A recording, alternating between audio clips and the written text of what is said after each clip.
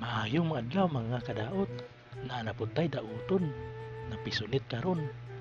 Maong wala na ko naglangay, ako nandayon giadto. Mo display daw kini ingon sa tagiya. Akong gisusi, i-display jud di ay. Wala na nako dugaya, ako nandayon gidaot. Gunggong! Barinig kita sa mukha eh! Sa akong pagtisting, ako nakaplagan ang inungdan nganon display ang pisunit. Ang inungdan kining power adapter sa monitor. Mao ako dayon gilisan. Pagkuman, ako nagion dayon ang pisunit. Ug wala nga kini ni display. Oh my God! Wow! Dismayado si Sir kay ako ang iyang gikontak. Nadaot na noon ang iyang pisunit. Nya kita man ang nakadaot, kita na sabang makabayad paitan kinabuhi.